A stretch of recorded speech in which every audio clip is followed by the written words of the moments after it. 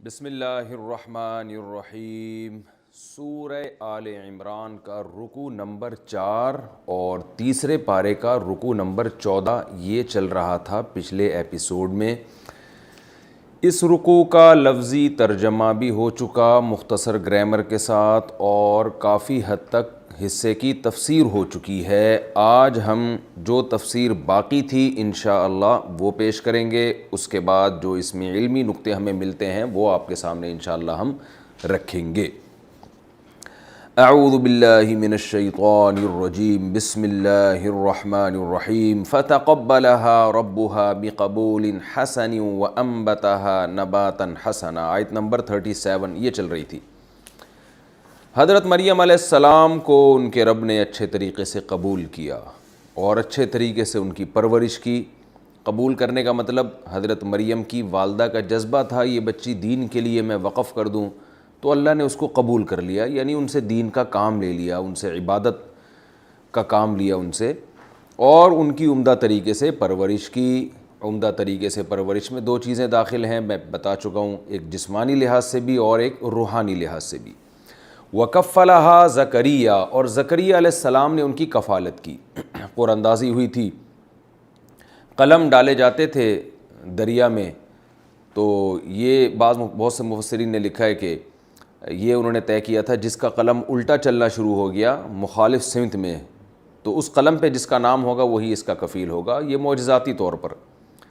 تو وہ حضرت زکریا علیہ السلام کے لیے چلنا شروع ہو گیا، حالانکہ دریا کی روانی اس طرف تھی لیکن قلم دوسری طرف چلنا، تو جس قلم پہ زکریا علیہ السلام کا نام تھا وہ دوسری طرف چلنا شروع ہو گیا۔ کلما دخل علیہا زکریا المحراب، حضرت زکریا علیہ السلام نے اس بچی کی پرورش شروع کر دی، کیونکہ حضرت مریم کی خالہ حضرت زکریا علیہ السلام کے نکاح میں تھی۔ حضرت زکریا علیہ السلام جب بھی محراب میں آتے، یہ محراب کیا تھا؟ محراب کا مطلب یا تو وہی محراب جس کو آج بھی محراب کہا جاتا ہے، یعنی مسجد کا جو فرنٹ ایریا ہے وہ محراب، یا محراب سے مراد ان کا کوئی خاص عبادت خانہ۔ اصل میں محراب جو لفظ نکلا ہے نا یہ حرب سے نکلا ہے، حرب کہتے ہیں جنگ کو، تو جنگ کے لیے خاص قسم کا کمرہ بنایا جاتا تھا بہت ہی عمدہ طریقے سے، وہ اس کا مرکز ہوتا تھا، تو اس لیے اس کو محراب کہا جاتا تھا۔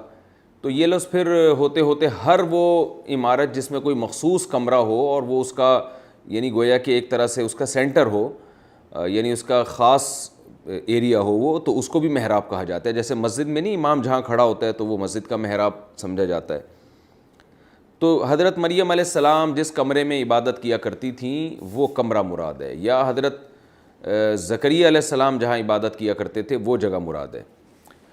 کلما دخل علیہا زکریا، اچھا یہ آج بیت المقدس میں یہ چونکہ سارے واقعات ہوئے ہیں نا، تو یہودیوں نے ان چیزوں کو سب کو محفوظ رکھا ہوا ہے۔ آج بھی فلسطین میں جو بیت المقدس ہے، آپ وہاں پر محراب کبھی نشاندہی کی جاتی ہے، یہ وہ جگہ ہے جہاں حضرت مریم یا حضرت زکریا علیہ السلام عبادت کرتے تھے، اور جتنے قرآن میں جو واقعات ذکر کی ہیں بیت المقدس سے متعلق ان تمام چیزوں کی ایک تاریخی حقیقت ہے جو آج بھی لوگ جا کے ان کی زیارت کرتے ہیں، اور اس میں صداقت کتنی ہے، کتنی اس کی حفاظت ہوئی ہے، یہ اللہ ہی جانتا ہے۔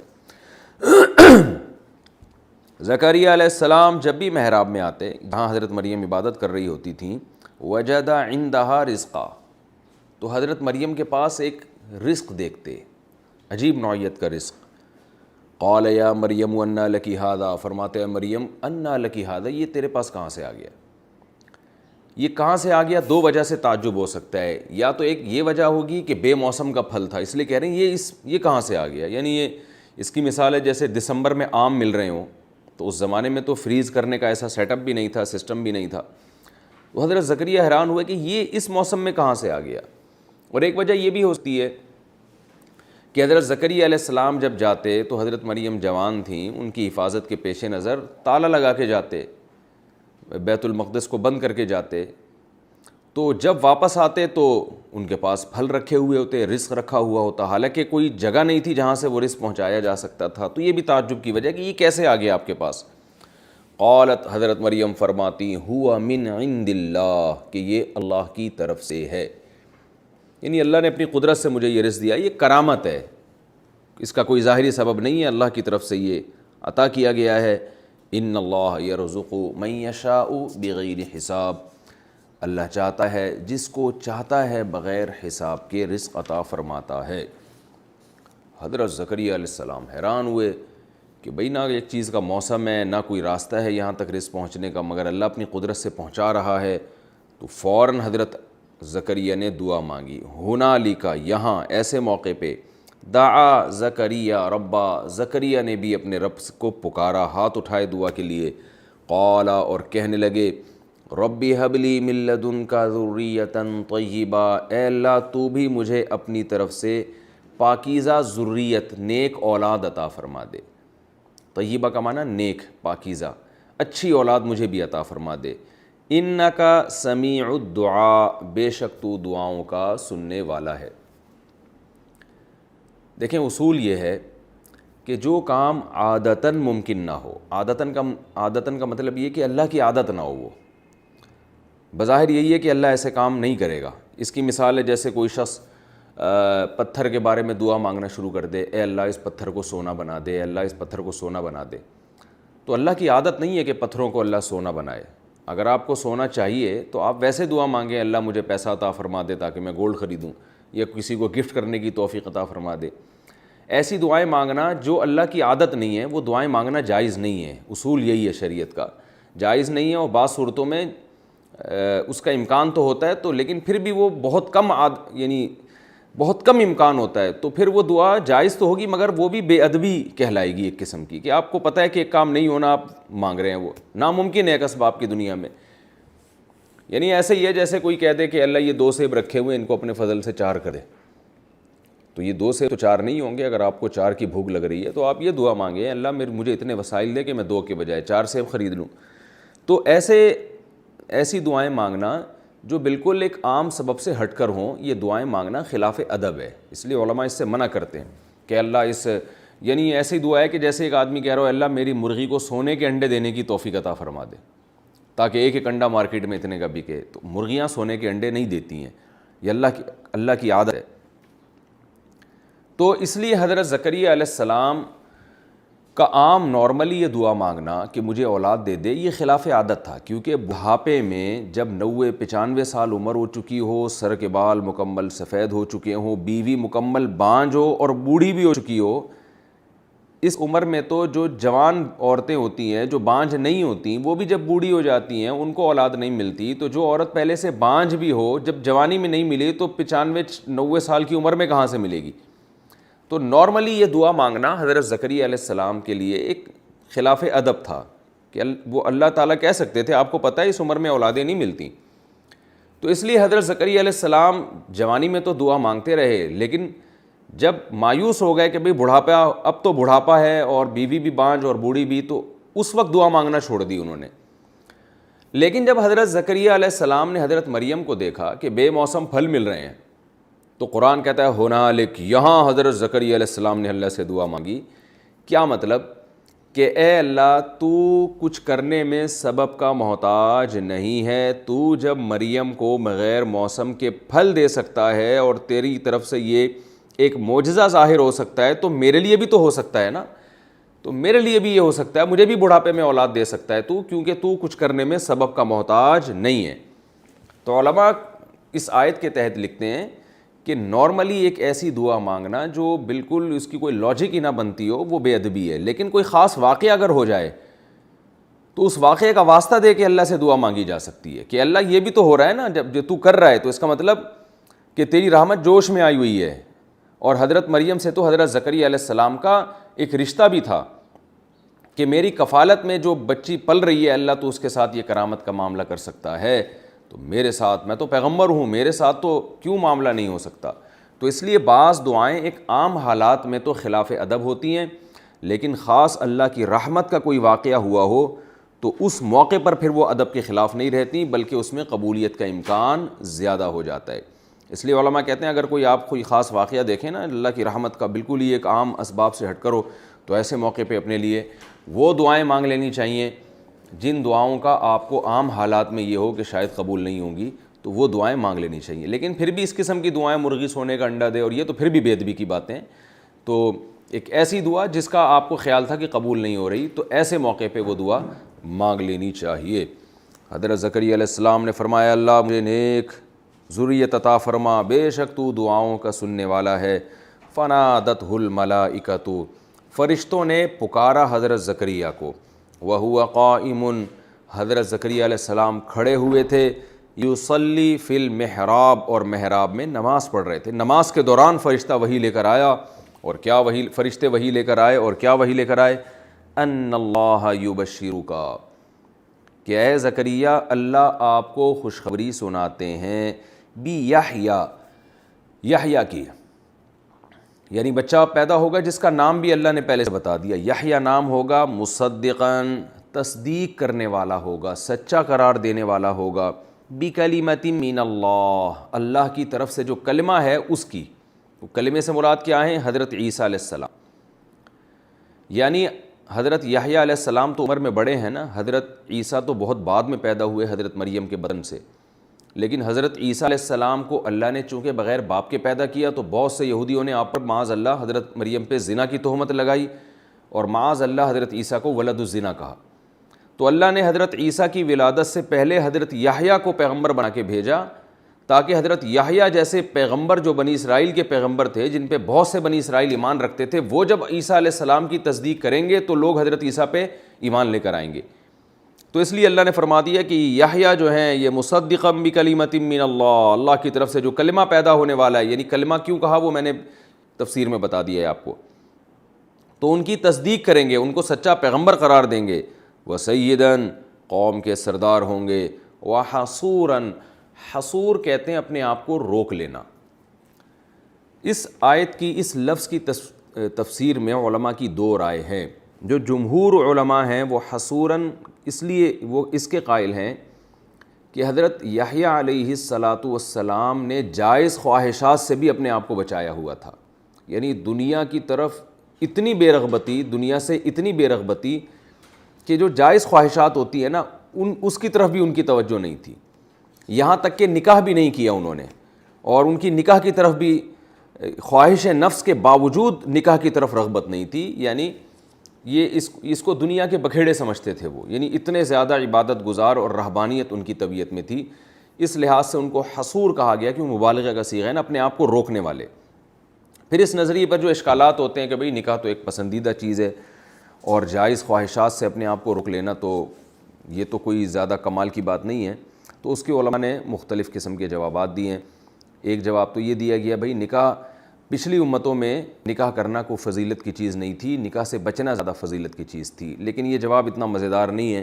بعض علماء نے یہ بھی کہا ہے کہ حضرت یحییٰ علیہ الصلاۃ والسلام کا اپنے آپ کو نکاح سے روک لینا اور نکاح کی طرف رغبت نہ ہونا، رغبت سے مراد یہ کہ یعنی ایک خواہش کے باوجود، جو ایک مرد میں خواہش ہوتی ہے اس کے باوجود بھی نکاح کی طرف رغبت نہ ہونا، یعنی اپنی خواہشات کو کچل دینا، تو یہ جو تھا یہ پچھلی امتوں میں ان لوگوں کے لیے تھا کہ جن کو نکاح سے، جو اللہ کی عبادت میں اس درجے مشغول ہوں کہ یا اللہ کی محبت میں ایسے ہو چکے ہوں کہ ان کو یہ ڈر ہو کہ اگر ہم نکاح کریں گے تو بیوی کے حقوق ہم سے ادا نہیں ہوں گے، اللہ کی محبت کا اتنا غلبہ ہو۔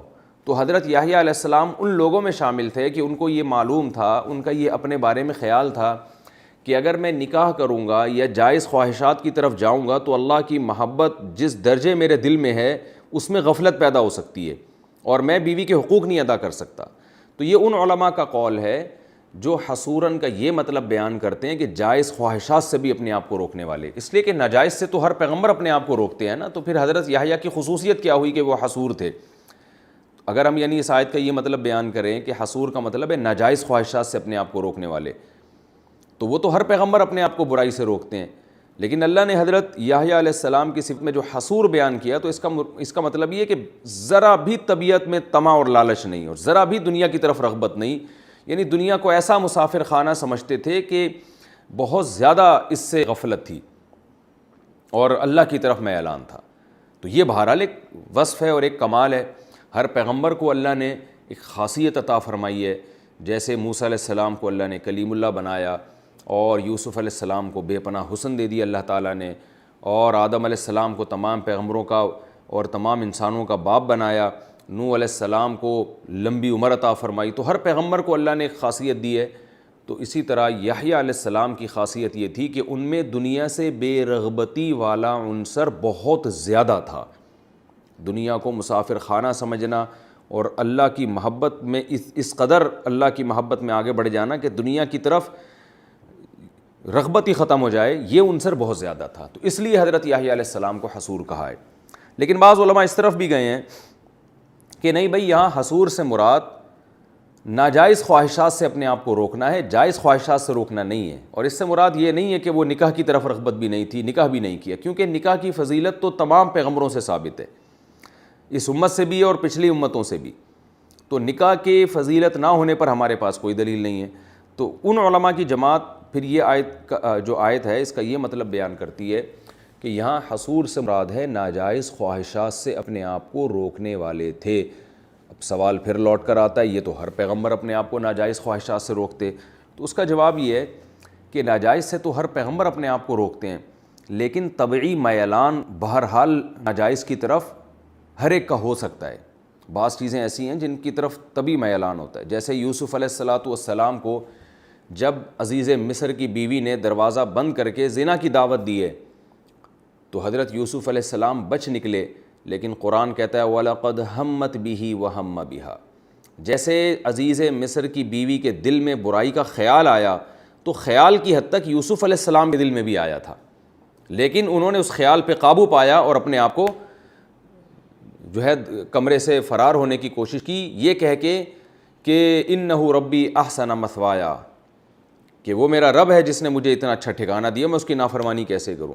تو ان کا میلان ہوا تھا، لیکن اپنے آپ کو انہوں نے اللہ کی توفیق سے بچا لیا۔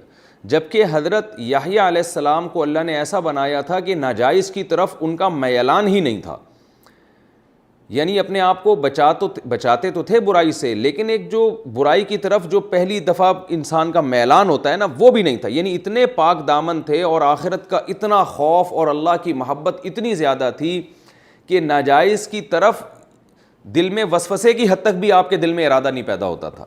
تو یہ تفسیر میری نظر میں راجح ہے، کیونکہ اس سے تمام آیات اور احادیث میں تطبیق ہو جاتی ہے۔ باقی دونوں تفسیریں وَسَيِّدًا وَحَصُورًا، جسے ہم کہتے ہیں نا نیک، آج کل بھی آپ کو ایسے بچے نظر آئیں گے جو ان کی برائی کی طرف طبیعت ہی مائل نہیں ہو رہی ہوتی، جن کو کہتے ہیں بچہ بھائی پیدائشی شریف ہے، ایسے اس طرح آج بھی بہت سے بچے ہمیں نظر آتے ہیں۔ تو یہ مطلب ہے یحییٰ علیہ السلام کا کہ وہ پیدائشی طور پر اتنے نیک تھے اور اتنے سلیم الطبع تھے کہ جو بھی چیز غلط ہے اس غلط کی طرف جو ایک انسان کا پہلی دفعہ تھوڑا سا میلان ہوتا ہے، وہ میلان بھی ان کا نہیں ہوتا تھا۔ تو اللہ نے حضرت زکریا علیہ السلام سے فرمایا کہ اللہ آپ کو خوشخبری سنا رہا ہے یحییٰ کی، جو اللہ کے کلمے کی تصدیق کریں گے، سردار ہوں گے، حصور یعنی پاک دامن ہوں گے، وَنَبِيًّا مِّنَ الصَّالِحِينَ، اور پیغمبر ہوں گے، نیک لوگوں میں سے ہوں گے۔ قال ربی انا یکون لی غلام، حضرت زکریا علیہ السلام بھی عجیب، پہلے اللہ سے دعا مانگ رہے ہیں، اے اللہ بڑھاپے میں اولاد دے دے، تو مریم کو بغیر موسم کے پھل دے سکتا ہے، تو مجھے بڑھاپے میں اولاد کیوں نہیں دے سکتا؟ لیکن جب فرشتوں نے آپ کو وحی کی اور آپ کو بتایا کہ خوش ہو جائے، آپ کو بیٹا ملے گا اور جس کا نام یحییٰ ہوگا، تو کہہ رہے ہیں ربی انا یکون لی غلام، میرے کہاں سے لڑکا ہو گیا؟ وَقَدْ بَلَغَنِيَ الْكِبَرُ، حالانکہ مجھے پہنچ چکا ہے بڑھاپا، کبر کا لفظ کئی بار بتا چکا ہوں، مجھے بڑھاپا پہنچ چکا ہے، وَامْرَأَتِي عَاقِرٌ، اور میری بیوی بھی بانجھ ہے، تو میرے اولاد کہاں سے ہو گئی ہیں بھائی؟ اب حیرت کی بات ہے جب ممکن نہیں تھا تو اللہ سے دعا کیوں مانگ رہے تھے؟ یہ انسانی فطرت ہے، نیچر ہے، کہ اس کا مطلب یہ نہیں ہے کہ حضرت زکریا علیہ السلام کے دل میں ایمان نہیں تھا یا وہ یہ سمجھتے تھے کہ اللہ کر نہیں سکتا، تو لیکن عام طور پر ایسا ہوتا نہیں ہے نا، تو دعا تو انہوں نے مانگ لی جوش میں آ کے، حضرت مریم کو دیکھا کہ جب بغیر موسم کے پھل مل رہے ہیں تو دعا مانگ لی کہ اللہ تو ان کو بھی کھلا سکتا ہے تو ہمیں کیوں نہیں اولاد دے سکتا؟ لیکن ظاہر ہے بعد میں خیال آیا ہوگا کہ چلو ہمارا فرض ادا ہو گیا، بظاہر ایسا مشکل ہی ہے کہ اللہ یہ دعا قبول کرے، لیکن جب اللہ نے دعا قبول کی تو ایک اشکال ہو رہا ہے جو ایک بشریت کا تقاضا ہے۔ قال کذالک، اللہ نے فرمایا ایسے ہی ہوگا، اللہ کذالک اللہ یفعل ما یشاء، اسی طرح اللہ یفعل ما یشاء، جو چاہتا ہے کر گزرتا ہے۔ قال رب اجعل لی آیا، جب حضرت زکریا کو یقین ہو گیا بھائی واقعی اب تو اولاد ملنے والی ہے، تو اتنی زیادہ خوشی ہوئی کہ پہلے زمانے میں جب پریگننسی ہوتی تھی کوئی کسی خاتون کو تو الٹرا ساؤنڈ اور یہ جو آج کل ٹیسٹ وغیرہ کے طریقے ہیں یہ ایجاد نہیں ہوئے تھے.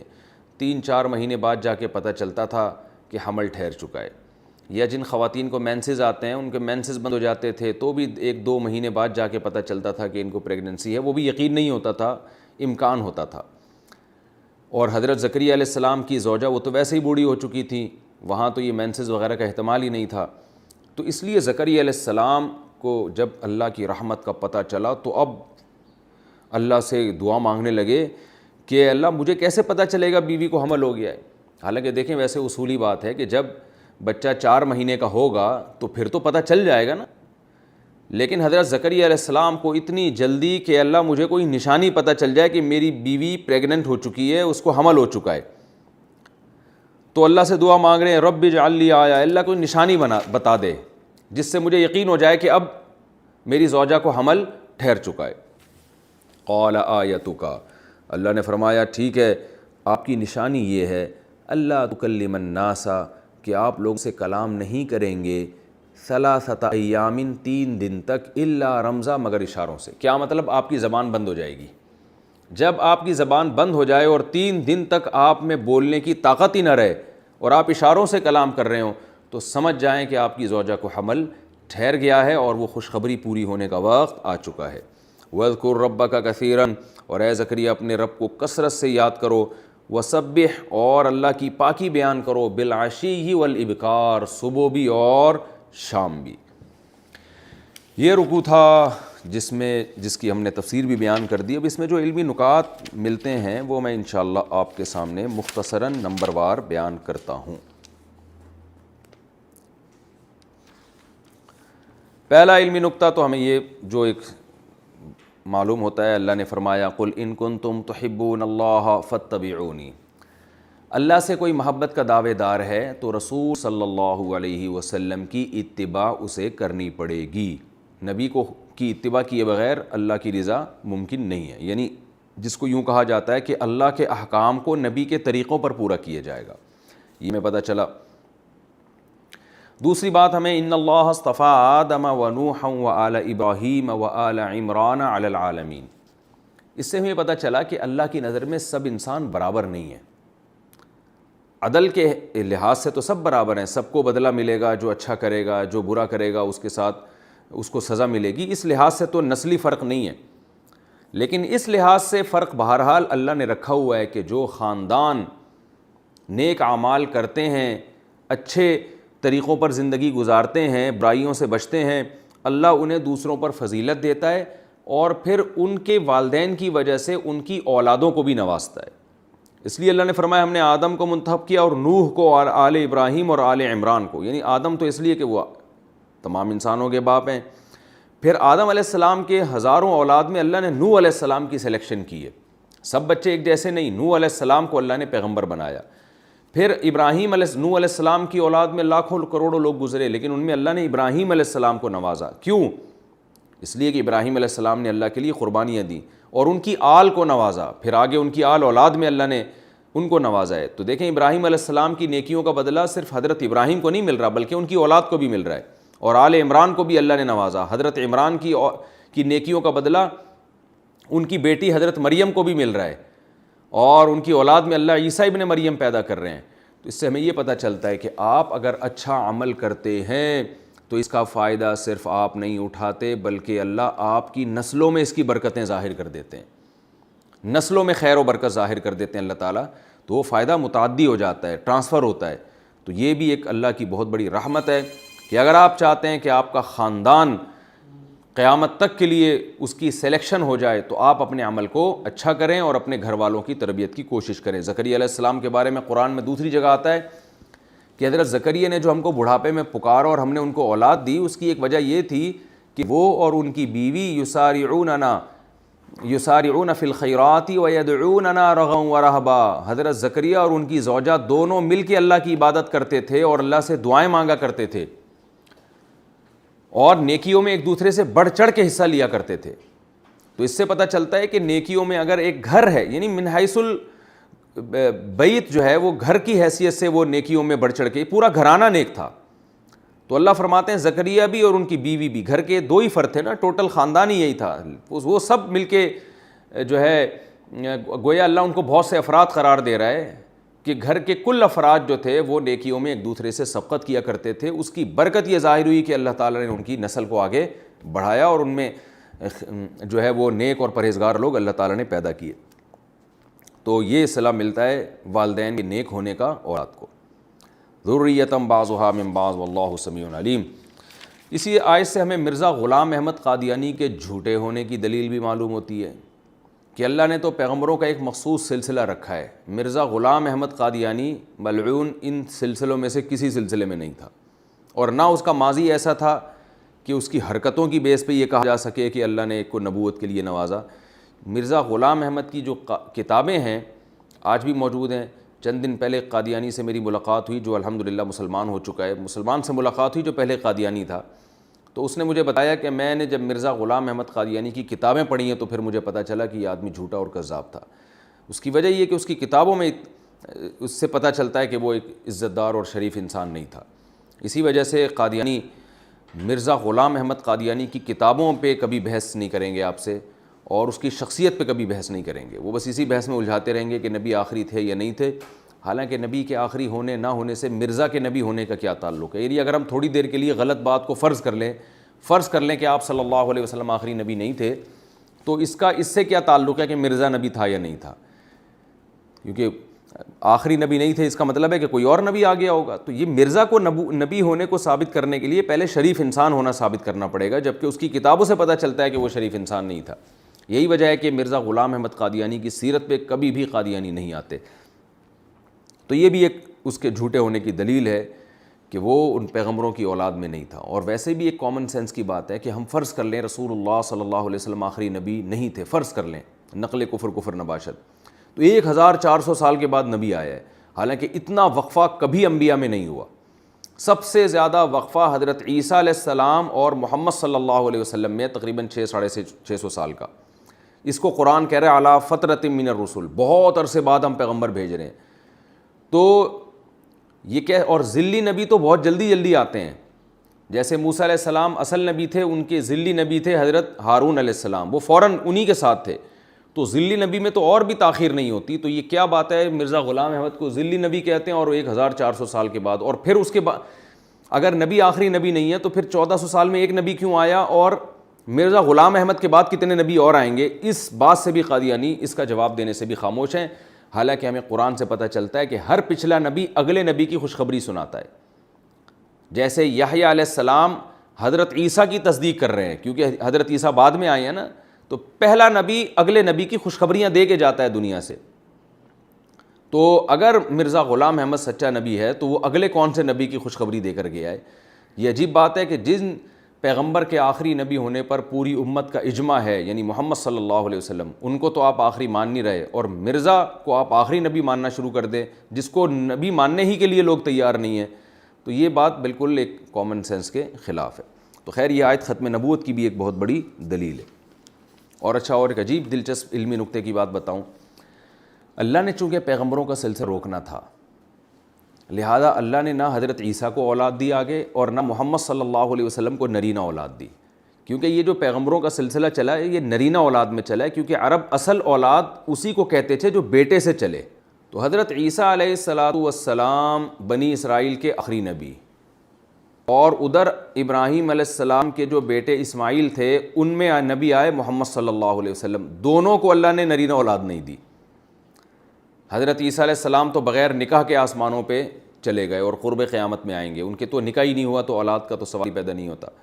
اور محمد ابن عبداللہ صلی اللہ علیہ وسلم کو اللہ نے بیٹا دیا مگر بچپن میں ہی اٹھا لیا. آپ کی جو آگے نسل چلی ہے آپ کی بیٹی حضرت فاطمہ سے چلی ہے، تو وہ خلاف قیاس اس کو یہ کہا گیا ہے کہ وہ آپ کی اولاد، یعنی اولاد سے مراد جو نرینہ اولاد کے قائم مقام اس کو بنایا گیا، لیکن بیٹا آپ کو نہیں دیا گیا. اس میں بھی ایک بہت بڑی حکمت یہ معلوم ہوتی ہے کہ اللہ نے چونکہ آپ کو آخری نبی بنانا تھا، لہذا یہ جو قرآن نے کہا ذریۃ بعضھا من بعض، یہ سب پیغمبر ایک دوسرے کی ذریت میں، اور ذریت سے مراد بیٹے کی اولاد ہوتی ہے.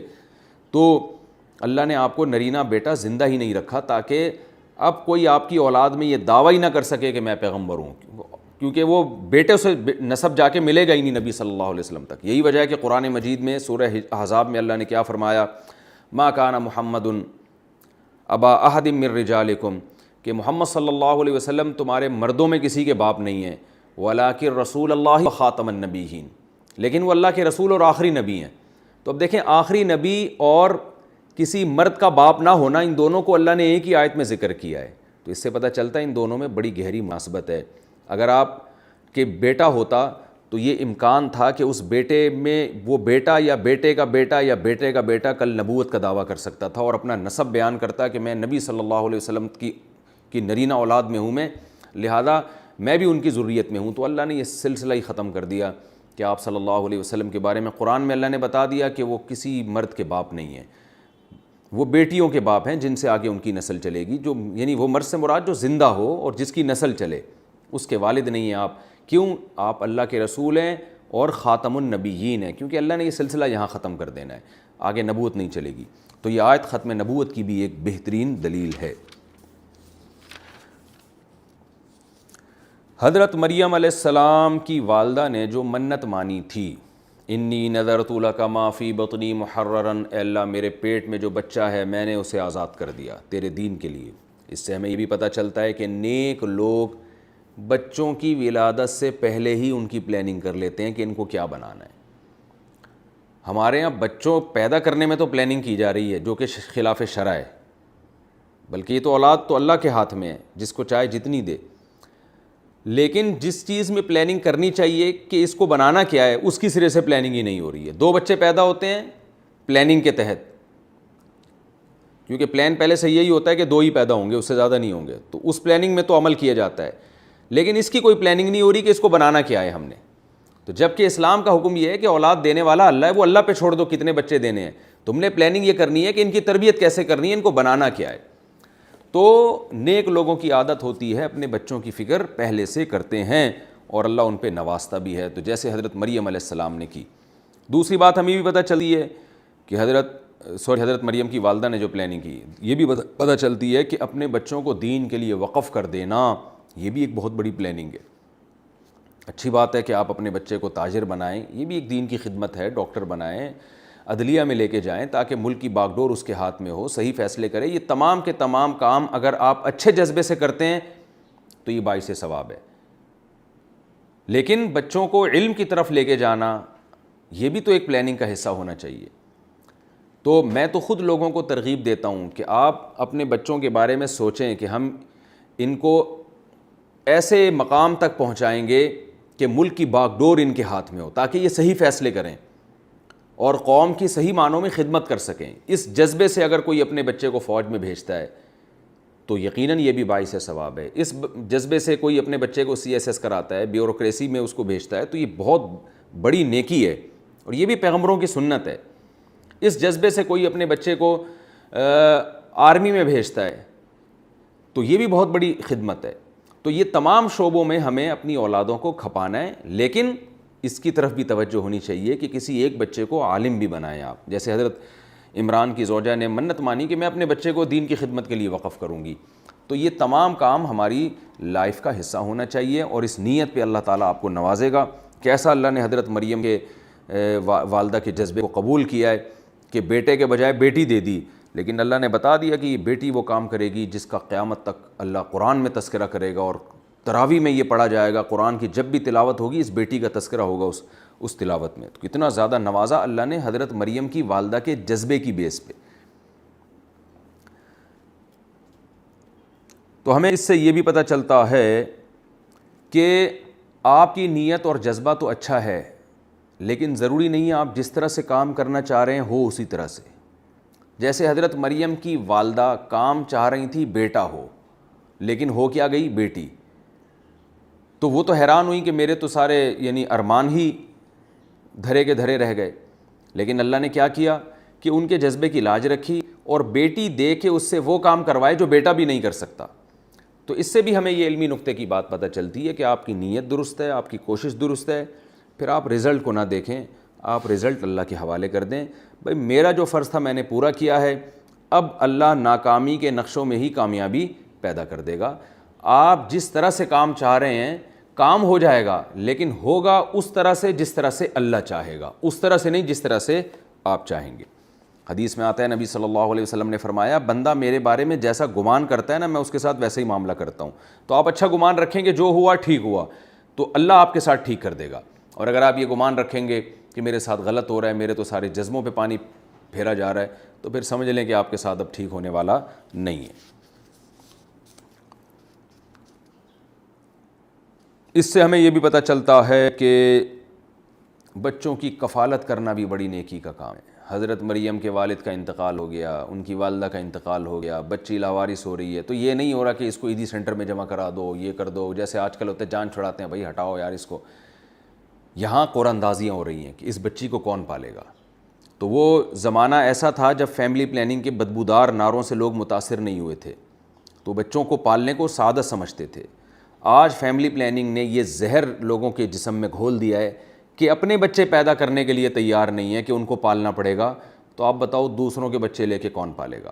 ہمارے نبی صلی اللہ علیہ وسلم نے ام سلمہ رضی اللہ عنہا سے شادی کی, ان کے 2 یتیم بچوں کو اپنی کفالت میں لے لیا.